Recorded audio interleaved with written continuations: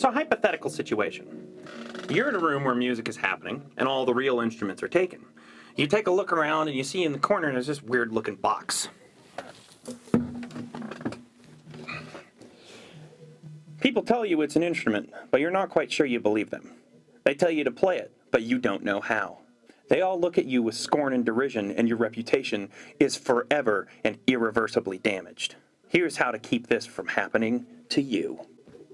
I have transformed this cajon into a table through the magic of science. And honestly, when you're starting out playing hand drums, it is a bad idea to start out on an instrument, strangely enough. What you need to do is start out at a table, a hardwood table, not plastic, not softwood, hardwood.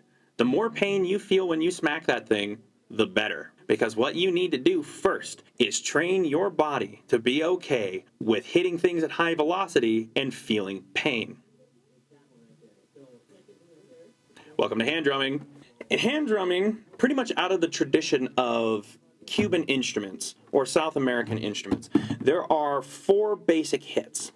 And for the purposes of playing auxiliary percussion and convincing people that you know what you're doing, those are really the 4 hits that are going to be your bread and butter. They are the bass tone, the tap, the slap, and the open tone. We start with the bass. You have to start with the bass because it's pretty much the basis of all of the other strokes. Here's how you learn the bass tone. That's what it is. Flat smack like that. Normally, what you're going to do when you try and flat smack is your body is going to kind of hesitate on the way down because it's anticipating a hit. That is normal, and that's why you need to take 3 to 6 months smacking hard surfaces, preferably concrete, in order to untrain your brain from hesitating. No, I'm not kidding. And no, I'm not exaggerating. I spent an entire summer in my dad's automotive shop smacking cast iron engine blocks, and it was after that I was ready to finally learn how to play congas. This is why you don't mess with hand drummers. They're all absolutely insane. So for starters, we do what's called the eagle on the perch. You create a perch, just point your finger, right? And then you take your eagle and you land your wrist right on it.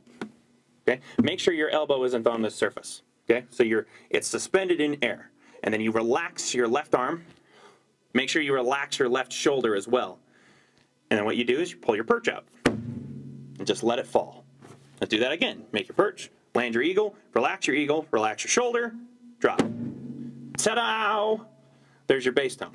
And then, once you've done it with your left arm, do it with your right. Perch, eagle, relax. Okay? The relaxation is so incredibly important. In fact, there's no parts of that step that aren't important. Make sure that you are fully perching, landing, relaxing, double relaxing, then releasing. Okay? That double relax is really, really important because most people turn off the brakes on this forearm muscles and forget to release the brakes on their shoulders.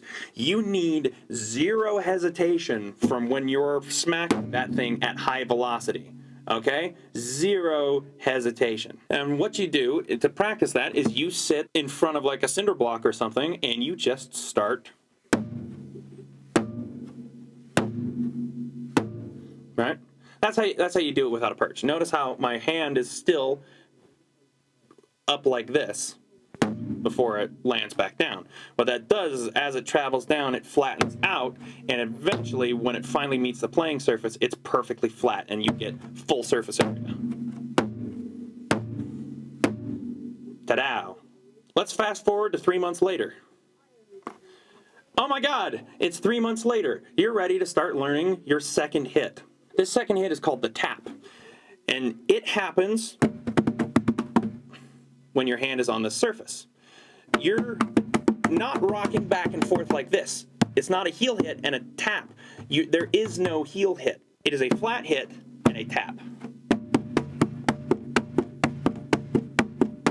A lot of times people think it's a heel hit, but if you just hit with your heel, you don't get nearly as much bass as you need to sound like you're using the full drum. And since you're playing hand drums, you're going to be competing for volume unless you're playing with, I don't know, a mouth harp and somebody humming without very much conviction. Those pretty much the only 2 things on the planet that hand drums are louder than. So this tap is a lot of times preceded by a bass note. And so you can start from the position of a landed bass note, and you rock back on the heels of your palms, and boom. That's a tap. So we've got a bass tone, we've got a tap, right? And those are pretty much the two hits that you're going to be using in the center of a drum, right? So if you can imagine, if this is a circular drum, then this right here is the middle of the drum, where normally you would hit with a drumstick, and that is done with your hand resting on the middle of the drum. And then there are edge hits or rim hits, and there are two kinds. There is the slap and the open. Slap, open. What I'm doing there, my fingers are whipping like that. So if you can do that with your palm, that's pretty much what's happening here.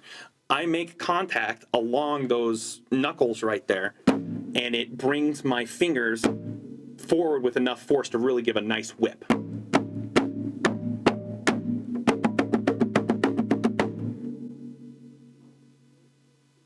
I just realized those were all open tones. A snap is one where you clasp it. Yeah. But anyways, so yeah, that's the open tone. The open tone is essentially that same hit, only you pull back. So the slap is you hold it in like that, and the open is you release your fingers. So slap, down, fingers, open. If you're using a cajon to simulate a drum set, pretty much what you're going to be doing is bass tones with your right hand, and then up here in the corner, you're going to be doing either open tones or slaps to simulate a snare drum.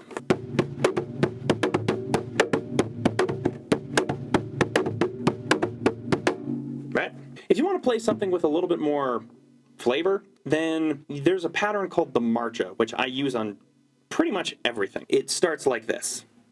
Bass note with your left hand, a tap with your left hand, a slap with your right hand, a tap with your left hand, bass note with your left hand, tap with your left hand, open note right hand, open tone right hand.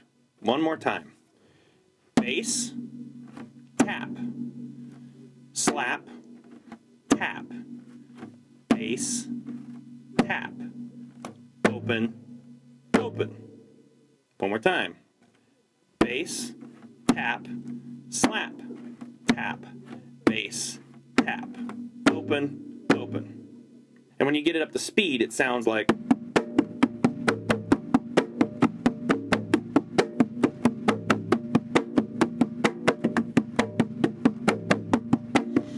Oops.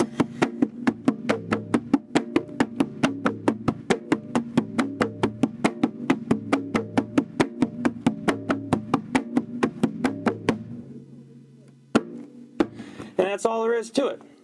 If you really knuckle down, you really focus hard, you practice every day, you'll be really good at that in about 6 months. Enjoy.